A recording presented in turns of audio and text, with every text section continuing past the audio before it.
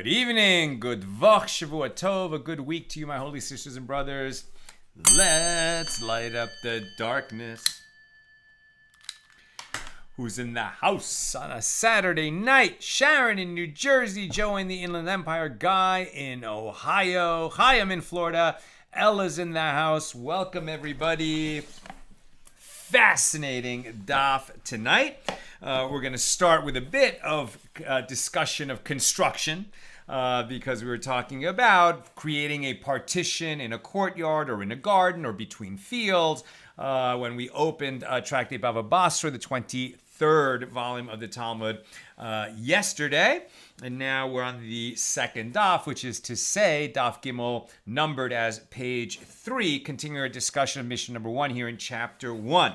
But once we're talking about construction, we're going to make a digression into a discussion of who was Herod the First, some say Herod the Great, King Herod of Judea, a fascinating, complicated character, mostly a vicious autocrat, but a really interesting discussion, and we are going to get to that momentarily. So we got a good head start on page 3, Daf Gimel yesterday. So we're picking this up about halfway down the page. And our Mishna, the first Mishna, taught that in a place where it is customary to build a wall, right, when we're dividing a courtyard co-owned, let's say by two families who live in a duplex and have a joint courtyard that they're now going to divide into two separate courtyards. So in a place where it is customary to build such a wall, with non-chiseled stone, known as gevel, or chiseled stone, known as gazit. So just help me to remember it between gevel and gazit, that gevel with a V, gazit with a Z. The Z is later than the V. It's like more processed than the V. That's just helping me remember it. Or small bricks, kefesin, or large bricks, levanim, that they must build the wall with that material. So the Gemara identifies these various building materials. Gevel, this refers to stones that are not planed or chiseled. They're not reduced, right? They're the stones as they're found. And gazit means stones that are planed, right? They're shaped a little bit, right? The rough edges are chipped or planed away. As it is written, all these were of costly stones according to the measures of gazit, right? Chiseled stones that were sawed with saws within and without. We learned that in 1 Kings 7:9. So this teaches that chiseled stones are those that have been planed and smoothened. And kefesin, this refers to small bricks. And levanim, this refers to large bricks. And Rabba, the son of Rava, said to Rav Ashi, from where do you know that gevel refers to stones that are not planed? And this extra handbreadth that a wall of gevel has compared to a wall of gazit has is for protruding edges. In other words, we said that if the wall that's going to be installed in this courtyard is made of gevel, that it's wider. It's going to occupy more room. And so the Gemara assumed, or the Mishnah assumed, that that's because the stones are unchiseled, right? They're rougher. And so you're going to need more mortar, and it's going to end up a wider wall than if the stones were more regularly shaped. And so that must be why the wall requires, a wider breadth. And you're going to use up more of the courtyard when you build this wall in order to divide the courtyard into two, right? The wall itself is going to occupy more space. But says Rabba, the son of Rava, to Rav Ashi, maybe you've got that wrong. Maybe that the wall of gevel is 6 handbreadths thick because the stones have not been planed and smoothed, and therefore they protrude somewhat. Or perhaps gevel refers to planed stones that are half the thickness of gazit, right? So if the stones are narrower, then why would the wall occupy more room? Well, this extra handbreadth in the wall of gevel is for the space between the two rows. That is, perhaps a wall of gevel is actually 2 walls of planed stones that are each 2.5 handbreadths thick, and the two walls are separated by 1 handbreadth, which is later filled in with mortar for added strength, and that's why it is a wider wall. Right, so they're just basically arguing, what does gevel and gazit actually mean? Which one refers to planed stones and which one refers to unplaned, or chiseled and unchiseled?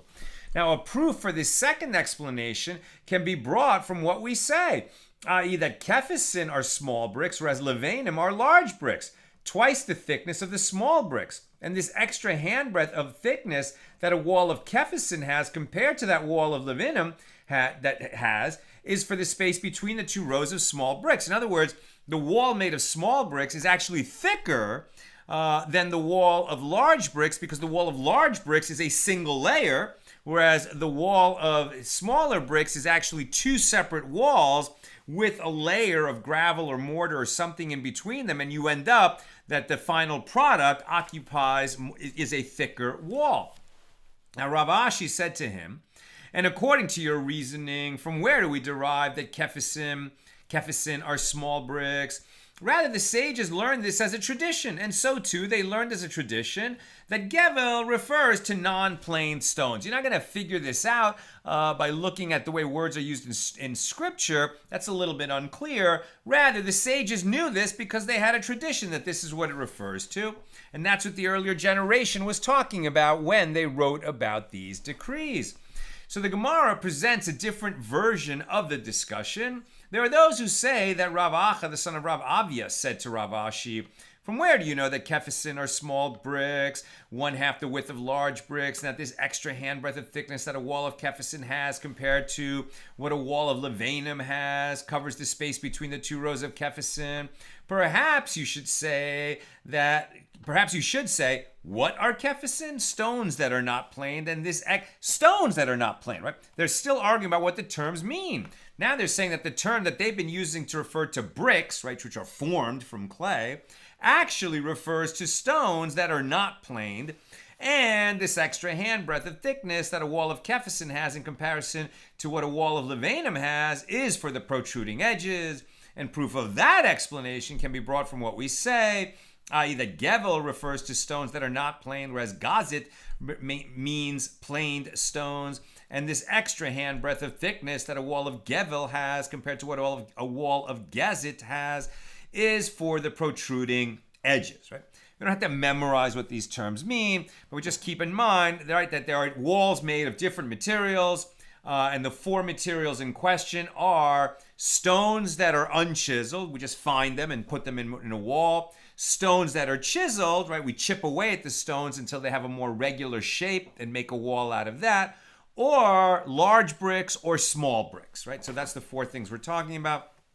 Rav Ashi said to him, and according to your reasoning, from where do you derive that gevel are stones that are not planed? Rather, the sages learned this as a tradition, and here too they learned as a tradition that kefesin are small bricks. Abaye said, learn from it that the space left between the 2 rows of a wall, right, inner wall, outer wall, and something in between, that space is always a handbreadth. And the Gemara comments, this matter applies only when the 2 rows of the wall are filled in with mortar. But when they are filled in with gravel, more space is required. And there are those who say that this matter applies only when the 2 rows of the wall are filled in with gravel. But when mortar is used to fill in the space, not as much space is required, and less than a handbreadth suffices. And now you can quickly surmise that it wasn't that they were building houses and dwellings and other kinds of buildings in the same manner everywhere in the ancient world. Of course, they had different practices in different regions, as we've already learned that so much depends on the local custom. And the Gemara asks, is this to say, I don't know what that was. The Gemara asks, is this to say that in the case of a wall of chiseled stone, if for every 4 cubits of height there are 5 handbreadths of thickness, that the wall will stand, and if not, it will not stand, as this is the required ratio between a wall's height and its thickness, right? Getting a little bit of insight into how they engineered these walls in the ancient world. So 4 cubits of height, about 6 foot tall wall, 5 handbreadths of thickness, then it will stand. So, that's 1, 2, 3, 4, 5, right? So that's about 5 handbreadths. I mean, that's a pretty thick wall that you need in order for it to stand and, be 6 feet tall and be a durable, stable, solid wall. But okay, if you're building it out of stones and bricks and mortar without the kinds of, metal rods and fiberglass reinforcement or other kinds of walls that we build in modern times, that's what they needed. That was the ratio that they needed. Pretty thick wall.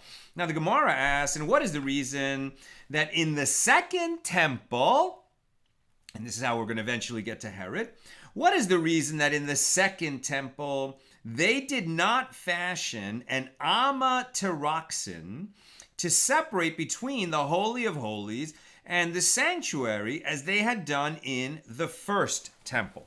Now recall that in the Mishkan, the tabernacle in the desert, this was a tent, right? It was a tent that they would put up and take down in their journeys, right? As we're reading in the Torah portions these days, this part of the year, right? The children of Israel are wandering in the Midbar, in the wilderness, and they have the Mishkan. And in the Mishkan, there's an outer area, right, which is the sanctuary where the table with the showbreads was and where the menorah was and the golden altar for the incense. And then there's the inner area called the Holy of Holies, where the Ark of the Covenant was kept with the tablets of the Ten Commandments. And between them was a curtain, right, called the paroches, and the staves that were used to carry the Ark would sort of protrude, there would be like 2 bumps in that curtain between the Holy of Holies and the sanctuary, where the staves of the Ark of the Covenant would kind of push the curtain outward. Eventually, right, they got into Israel, and then for about 400 years, the Mishkan stood in a few different locations. And then finally, David, selected that Jerusalem would be the place to build the temple. But David didn't merit to build it himself. His son, King Solomon, built it. And once they made the temple, that replaced the tabernacle.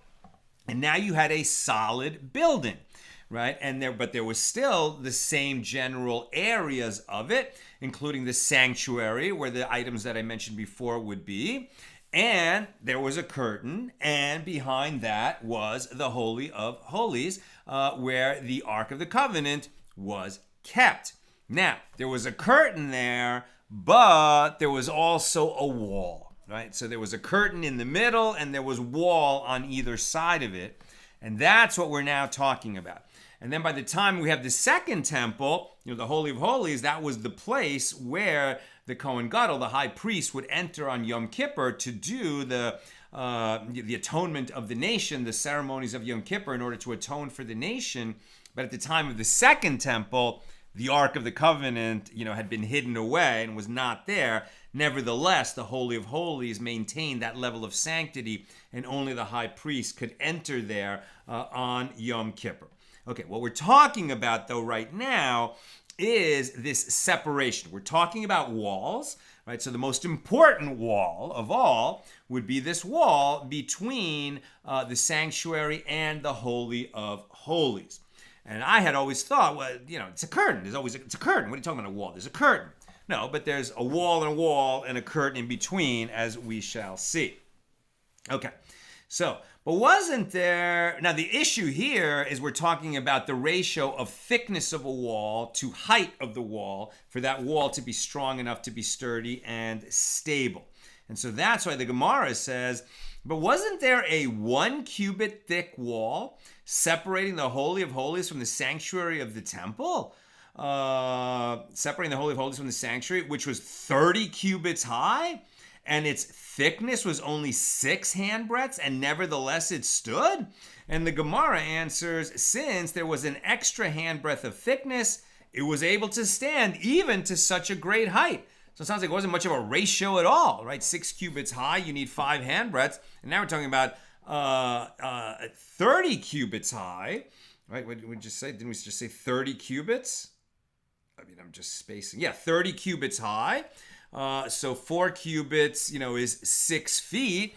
And this is, 4 goes into 30, right? Almost 8 times. right? So this is, 40, 42, 45 feet high. I mean, this is a very tall wall, and you only need one extra handbreadth of thickness, and yet this wall was able to stand. So how is that possible? And the Gemara asks, and what is the reason? And so they said, well, that extra handbreadth was enough to make it stable because, in fact, it stood. But the Gemara is not satisfied. And so what is the reason that in the second temple, they did not fashion an amak teraksin to separate between the Holy of Holies and the sanctuary as they had done in the first temple? And the Gemara answers, when a partition stands, even though it is only 6 handbreadths thick, it is able to remain standing up to 30 cubits high. But it will not be able to stand if it is more than 30 cubits high. And the second temple was taller than the first temple, and therefore the partition separating the Holy of Holies from the sanctuary also had to be higher.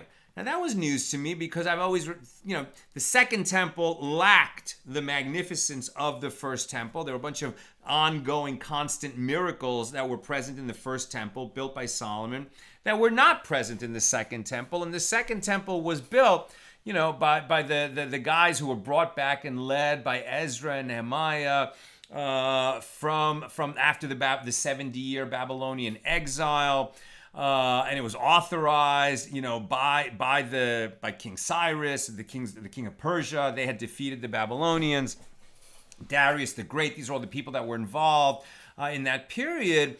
But it wasn't built, right, by King Solomon, who had vast wealth and riches at his disposal in a land, that was his own to rule, right? King Solomon was sovereign over Israel.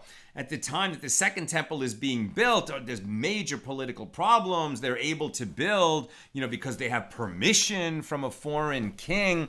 And it lacked that magnificence. And nevertheless, they're telling us the second temple was taller than the first temple. Now, I'm not sure if it was always taller or if it became taller when it was rebuilt by Herod. And then we're going to get to that soon. Okay, but at any rate, the second temple was taller, and nevertheless, they had this wall in it that was able to stand. So the second temple was taller. Hold on. The second temple was taller than the first temple. Therefore, the partition separating the Holy of Holies from the sanctuary also had to be higher. And the Gemara comments, and from where do we derive that the second temple was taller than the first temple? As it is written, the glory of this latter house, Latter, latter house, shall be greater than that of the former. That's from the prophet Haggai 2:9.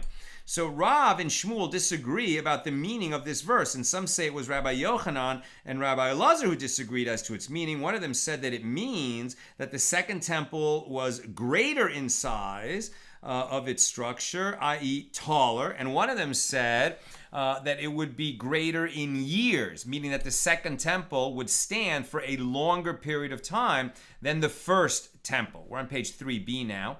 And the Gemara comments that this is true and that is true, meaning that the second temple was taller than the first temple, and it also stood for a longer period of time. Although there was rebuilding during the time of the second temple, as a standing unit serving the nation, did stand. I believe the second temple stood for 420 years. The first temple stood for 410 years.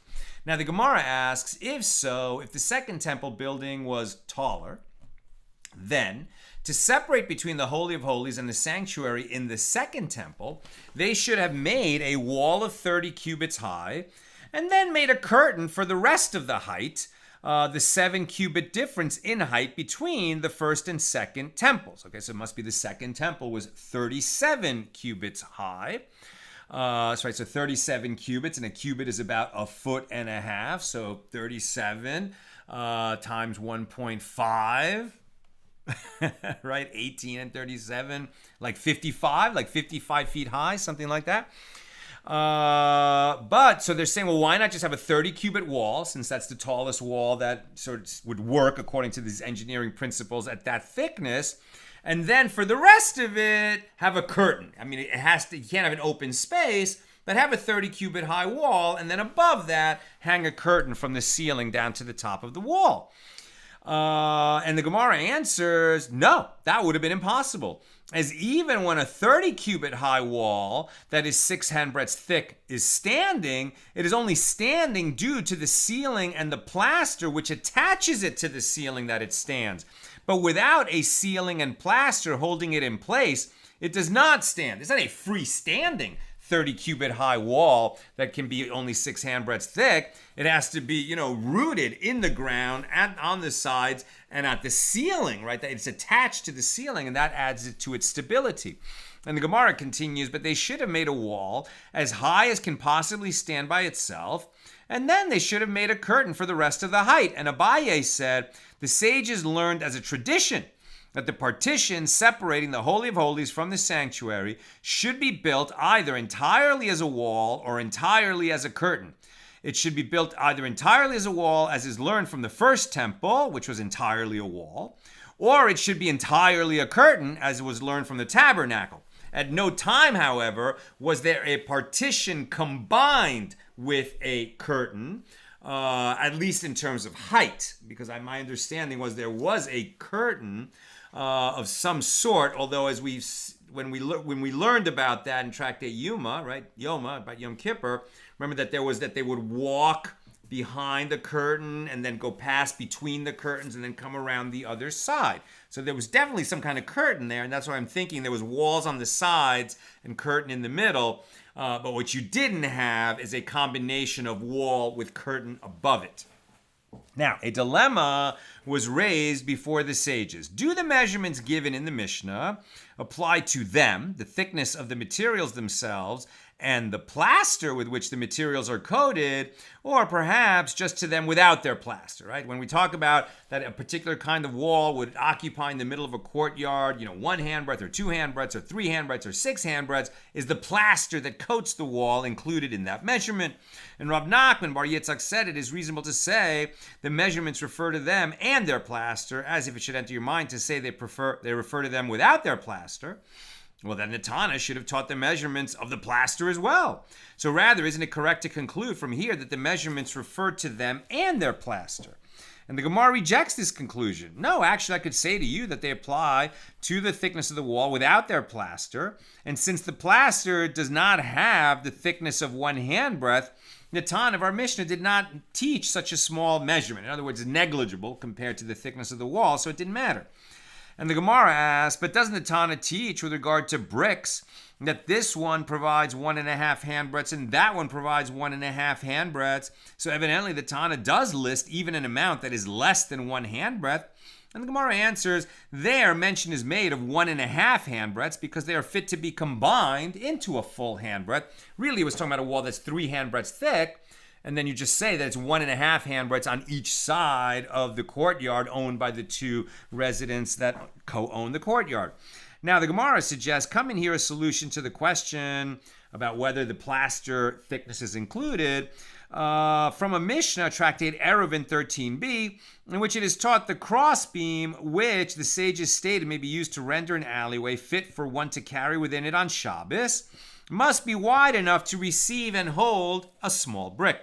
And this small brick is half of a large brick, the width of which is 3 handbreadths. And that Mishnah is referring to a brick without the plaster. Well, and the Gemara says, what have you proved? There, the Mishnah in Eruvin is referring to large bricks that measure 3 full handbreadths. Whereas here, the Mishnah is referring to bricks that measure slightly less than 3 handbreadths. And the measurement of 3 handbreadths includes the plaster with which they are coated. And the Gemara comments, the language of the Mishnah there is also precise, as it teaches about a brick of 3 handbreadths, from which one can conclude by inference that there exists also a smaller sized brick. And the Gemara affirms, learn from here that the Mishnah there is referring to large bricks. Okay, now we're going to get into this fascinating part of the discussion. So Rav Chisda says, a person may not demolish a synagogue until he first builds another synagogue to take its place. Now, this doesn't follow at all from when we're talking about thicknesses of walls and dividing a courtyard. Why are we suddenly talking about, demolishing and building a synagogue? because we have already started talking about the Holy Temple and its height and how it was constructed, that's going to bring us to Herod. And we're laying the groundwork for that discussion by talking about, can you demolish a synagogue to build another one in its place? Because that's what Herod would ultimately do. He would demolish the second temple in order to build a grander second temple in the same spot. Right? It wasn't destroyed by the Babylonians and then reconstructed 70 years later. He himself, right, demoed what was there and built something new. So is that legal? Well, what's the halacha? Rav Chisda says a person may not demolish a synagogue until he first builds another synagogue to take its place. Right? So in other words, if you want to build a synagogue, you have an old creaky building and you raised a bunch of money, now you're going to build another building right in the same place, you have a problem because it's not permitted to demolish a synagogue, even to build another one in its place. Why would that be? Keep listening. Now, there are those who say that the reason for this halacha is due to potential negligence. They tore down a synagogue where people were praying. They have every beautiful intention in the world to rebuild it with a new, grander place, but maybe something happens, stuff comes up, the world gets in the way, and they don't end up building the new synagogue, and now there's no synagogue. It's a very important consideration. So you may not do this due to potential negligence, lest he failed to build a new structure after the old one has been razed. R-A-Z-E-D. And there are those who say that the reason for this law is due to the disruption of prayer, for in the meantime, there will be nowhere to pray. And the Gemara asks, what is the practical difference between these two explanations? So the Gemara answers that there is a difference between them in a situation where there is another synagogue where they can go pray. So even though the community has an alternative place to pray, there is still a concern that the new synagogue will never get built. So if the reason we don't allow this is because a new one might never get built, well, then it doesn't matter that they have an alternative place to pray. But if the concern is that they can't pray while it's under construction, then if they have an alternative synagogue to pray in, then the problem would be solved. That's why the reason matters. Now, Marimar and Marzutra demolished and built a summer synagogue in the winter, and in like manner, they built a winter synagogue in the summer, so that the community would never be left without a synagogue. And I find that fascinating. Winter synagogue and summer synagogue. What are you talking about? So that's in Bava, right? So in what is now Iraq, right? So that area. And where in the summer it's hot, over 100 degrees Fahrenheit. And in the winter, it's like it can be 50s or 60s, but it can even get below freezing. Did they have modern air conditioning and insulation and heating and cooling and all the technology that we have? No, they didn't. So one of the ways that they dealt with that is that two different kinds of buildings. For summer use, which stressed ventilation, and for winter use, which stressed insulation. And I'm sure many places did not have the luxury to have separate buildings, but in some wealthy communities, they did. So they had a winter synagogue and a summer synagogue. And therefore, while they were using the summer synagogue is when they would be building the winter synagogue and vice versa. So they never had an interruption in the prayer space. Ravina said to Rav Ashi, what is the halacha? What is the law if money for the construction of the new synagogue has already been collected and it rests before us for that purpose? Since we know we have the money to build the new place, can we then tear down and build in the same place because there's no worry that it's not going to ultimately get rebuilt since the money's right here? And Rav Ashi said to him, no. Even if the money has been collected, there is still concern that perhaps an opportunity for redeeming captives will present itself, and they will hand over the money for that urgent requirement, and the community will be left without a synagogue. Ravina continues, what is the law if the bricks to be used for the construction of the new synagogue are piled up, the boards are prepared, and the beams are ready? Is it permitted to demolish the old synagogue before building the new one? Rav Ashi said to him, even so, sometimes an opportunity for redeeming captives will present itself, and they will sell the building materials and hand over the proceeds for this purpose. So now Ravina objects. If so, that is, if you are concerned that they will sell the materials to redeem captives, then even in a case where they have already built the synagogue, there should be a concern that they might come to sell the structure for that purpose. And therefore, one should never be permitted to destroy an old synagogue. And Rav Ashi said to him, people do not sell their residences and certainly not their synagogues. Once it's built, they're not going to sell it even to redeem a captive. But when it's just a bunch of building materials, they might. The Gemara comments, and we said that an old synagogue must not be razed before its replacement is built, only in a case where cracks had not been seen in the old synagogue. But if cracks are seen, they may first demolish the old synagogue and then build a new one, as if these cracks are appearing, obviously it's a dangerous structure that could collapse. Now they have to do it.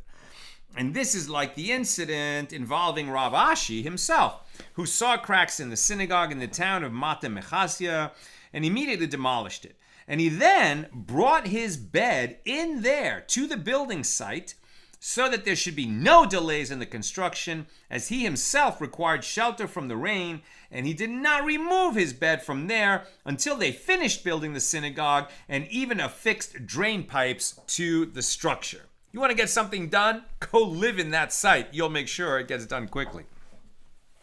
As quickly as possible.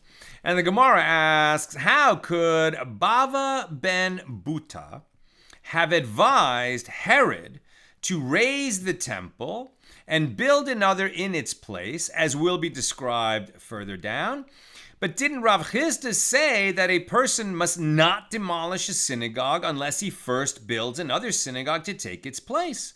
And the Gemara answers, if you wish, say that he saw cracks in the old temple structure, and if you wish, say that the actions taken by the government are different, as the government does not go back on its decisions. And therefore, there is no need to be concerned about negligence, as there is in the case of ordinary people. As Shmuel says, if the government says it will uproot mountains, it will uproot mountains and not retract its word. Wow. I guess there was such a time when whenever the government said they would do something, they did it. The government elaborates on the episode involving the great sage Bava ben Buta. So Bava ben Buta was a sage living in the relatively late Second Temple period, when Herod was a slave in the house of the Hasmoneans. Right? Who were the Hasmoneans? So this was the dynasty that became the rulers of Israel in the wake of the Hanukkah miracle, right? So Matisyahu and the Hasmoneans, who took on the Greeks, the Syrian Greeks, rebelled, threw out, their governor, and reestablished Jewish sovereignty in Judea, sort of. Because what they really did is they did throw out the Greeks. They did have a miracle. They did, reinstall holiness in the second temple, which had been, a site of terrible idolatry, and all this was fantastic and wonderful. But they also made an alliance with this rising new empire, the Romans, and that ultimately was, more than problematic, shall we say. But at any rate, the Hasmoneans were in power. This is, I think, from like, the mid 100s BCE until about 63 BCE. And that's when this man who started his life as a slave, but a very successful slave, right? You can see that slaves are not always the way we imagine them in the ancient world, but he was a slave in the Hasmonean court who acquired power for himself. Now, as a Canaanite slave of a Jewish household, right, he became obligated in the mitzvahs, and eventually when he was freed, he became a Jew. Like, that was the path of many Canaanite slaves, but he was born a slave. And this is problematic because somebody who was born a slave or even a convert is not permitted to become the king of Israel. He's a Jew like any other Jew in every way, but not permitted to become a king, and Herod did, right? So this was problematic to Herod on a number of levels, and let's see what he did. Herod was a slave in the house of the Hasmoneans. He set his eyes upon a certain young girl from the house of the Hasmoneans, and one day that man, Herod, heard a divine voice that said, "Any slave who rebels now will succeed." He rose up and killed all his masters, but he spared that girl. It wasn't an overnight thing. This was a 3 years war between Herod and his followers, right, versus the last of the Hasmonean kings.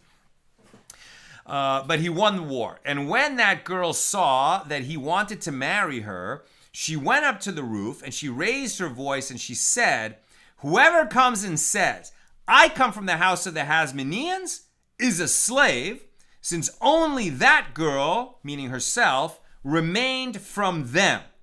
And that girl fell from the roof to the ground. In other words, she committed suicide. She jumped off the roof of the palace and died.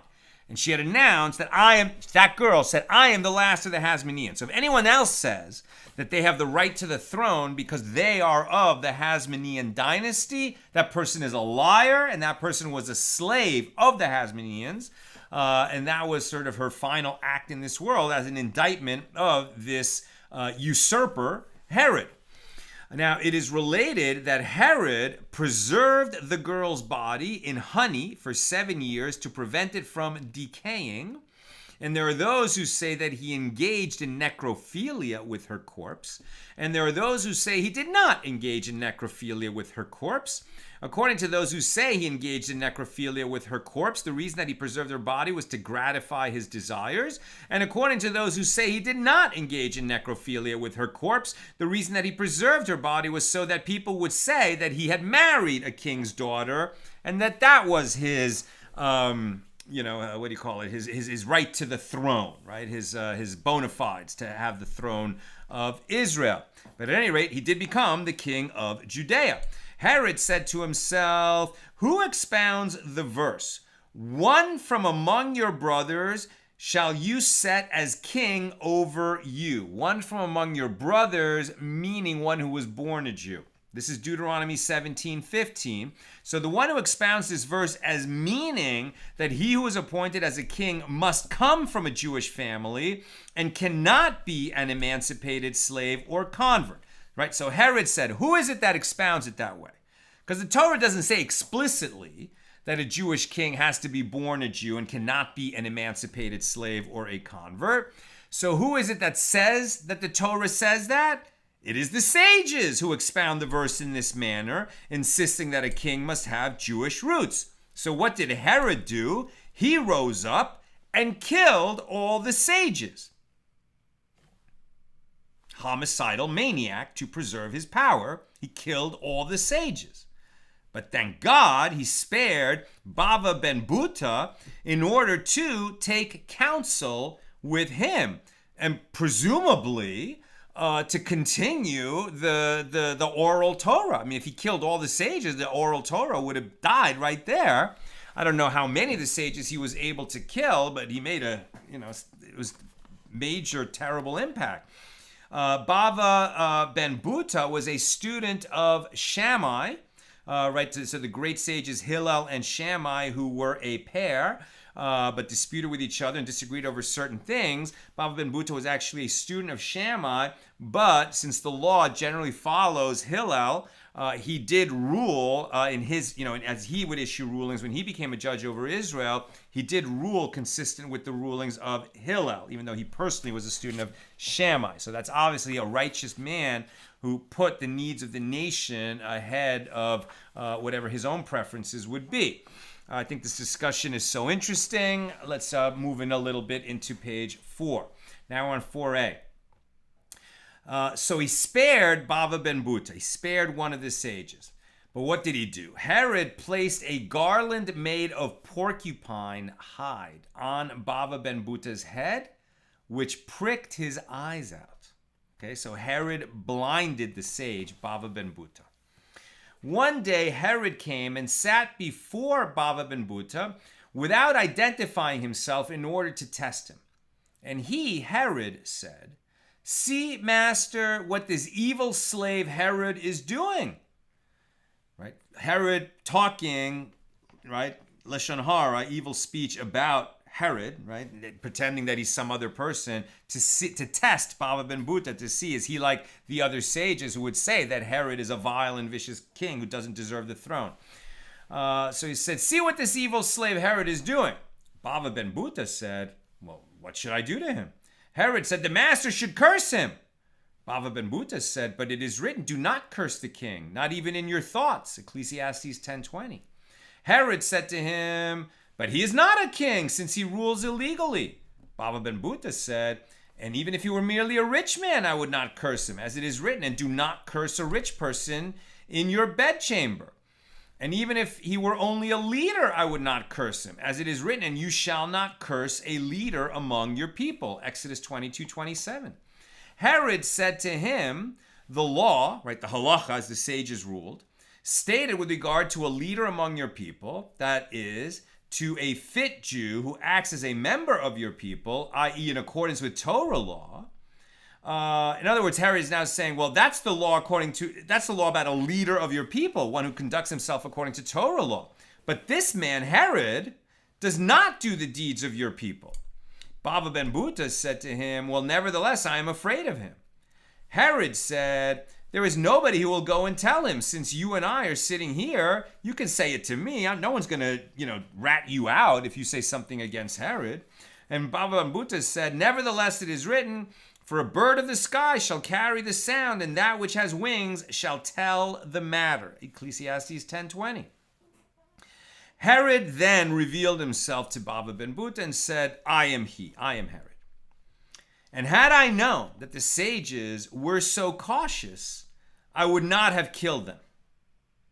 Now, what is that man's remedy? I.e., what can I do to repent for my sinful actions?" Now that's an interesting question for somebody who has acted in such a vile, evil, wicked manner. Where am I? How can I repent for my sinful actions? Bava ben Buta said to him, "He who extinguished the light of the world by killing Torah sages, as it is written, for the mitzvah is a lamp and the Torah is a light, should go and occupy himself with the light of the world, i.e. the temple, as it is written with regard to the temple, and all the nations shall flow unto it," from Isaiah 2:2. And the word venaharu, alluding to light, nahora. So there are those who say that this is what Bava ben Buta said to Herod: "He who blinded the eye of the world, as it is written in reference to the sages, and if it be committed through ignorance by the eyes of the congregation, should go and occupy himself with the eye of the world, the temple, as it is written, I will desecrate my temple in the pride of your strength, the delight of your eyes." Right? So since the temple is linked to the eyes, since Herod has now killed all these sages who are like the eyes of the Jewish people, he should now build up the Jewish people by building up the temple, which evidently needed building up. Herod said to him, "I am afraid of the Roman government, that they will not permit me to make changes in the temple." Bava ben Buta said to him, "Send a messenger who will travel there for a year and remain there for another year and take yet another year to return. And in the meantime, you can demolish, this rickety old temple building and rebuild it." And Herod did so. Eventually, they sent a message to Herod from Rome: "If you have not yet demolished it, do not demolish it. And if you have already demolished it, do not rebuild it. And if you have demolished it and you have already rebuilt it, you shall be counted among those who act wickedly," according to Roman law, "seeking counsel only after they have already acted. Even if you are armed and in command of a military force, your book, i.e. your genealogical record, is here. You are neither a king nor the son of a king, but rather Herod the slave who has made himself a free man." Right? They know in Rome who he is and what his background is. And the bottom line is, this is consistent with the historical record. Herod, somehow rose out of the slavery in the Hasmonean palace to become the king. and he was always trying to, overcome, the fact that he was a usurper and had no real right to that throne, and was trying to sort of overcompensate for that. But he was politically also pretty sharp. And he dealt with Antony and Cleopatra and with Augustus and Octavian, and there's all kinds of intrigue. And he kept surviving challenges to his throne. But he eventually, died, the king of Judea, and was able to pass that throne to his son, who was also named Herod. So he was able to withstand all these challenges. This was no dummy. And as a builder, really accomplished amazing things, right? So he would build a fortress at Masada. He would build something else in Caesarea. He built up all the amazing Roman fortifications in Caesarea. And he, demolished and rebuilt the Second Temple in a magnificent structure and vastly expanded the Temple Mount, right? And so what we now think of as the Temple Mount, that structure, that large space, of which the outer wall, right, there's a part of that wall is now called the Western Wall, right, where Jews pray, the Kotel, the Western Wall, the temple, the wall plaza, or the Temple Plaza, whatever, the Kotel, right, or the Kosel. Anyway, the Western Wall, where Jews go to pray, that is the outer wall of the Temple Mount that Herod built, right? And that is still standing. And if you take the tours in that whole area, it's amazing. And they tell you all these different things that Herod built and which have withstood the test of time. But let's keep reading, right? So the Romans tell them don't do it, but he had already got it done. So the Romans sent a message, well, if you do that, we're going to count you wicked. Seemingly, since he is ruling at the pleasure of Rome, right? He's the king of Judea, but he's a vassal of the Roman emperor. So you might think that they would have removed him, and they didn't. He survived, right? So Bava ben Buta's advice was good advice. So the Gemara explains, what is the meaning of the word Reka when the Romans referred to him as a king? It denotes royalty. As it is written, I am today a tender Rach, an anointed king, from 2 Samuel 3:39. And if you wish, say that the meaning of the word is learned from here, from the term describing Joseph, after he was appointed viceroy to the king, and they cried before him, Avarech, right? When they went around, when he rode in Pharaoh's chariot as the second in command of all of Egypt, they called him Avarech. And the sages say, one who has not seen Herod's building has never seen a beautiful building in his life, right? He really churned out, let's say, he built a magnificent second temple to replace the much more modest one that was built by, Ezra and the returnees some hundreds of years before. Now, with what did he build it? And Rabbah said, with stones of white and green marble. And there are those who say that he built it with stones of blue, white, and green marble. Alternate rows of stones sent out on edge a bit and drew in an edge a bit so that they would better receive and hold the plaster. And he considered covering it with gold, but the rabbi said to him, leave it and do not cover it, since it is more beautiful this way, as it looks like the waves of the sea with these undulations. And by the way, if you take the tour, right, the tour of the inner wall, right, the western wall that we're familiar with all the photographs, that's the outer wall, like the outside part of the wall. But it continues, when you're facing the western wall, if you walk to the left, then you walk inside an indoor area, and the wall continues. And it continues both to the left and deep, quite deep, and you can take a tour of that, and there are stones in that wall that are enormous. I mean, and you wonder, how in a time when they didn't have tractors and cranes and bulldozers and that kind of equipment, the way they moved those enormous stones, it's mind-boggling, really. If you haven't been to Jerusalem, go and take the Temple Wall tour. Now, where are we? And the Gemara asks, and how did Bava ben Buta do this? I.e., give advice to Herod the wicked. So that's what's interesting. Bava ben Buta gave him good advice that resulted in him in building the second temple, which obviously was a benefit to the Jewish people, but it also creates the problem that this is an enemy of the Jewish people who had killed a lot of sages and then received counsel that helped him to atone, but not really atone for the murders, but rather, to sort of, build up the temple and build up Israel and build himself up and maybe even make some kind of at least partial atonement for all those murders, which would somehow seem to, help him, like help a wicked person ameliorate some of the punishment that is due to him from heaven. Now, is that something that we do? But doesn't Rav Yehuda say that Rav says, and some say it was Rabbi Yehoshua ben Levi who says, for what reason was Daniel, punished? Because he offered advice to Nebuchadnezzar, the wicked Nebuchadnezzar who destroyed the first temple.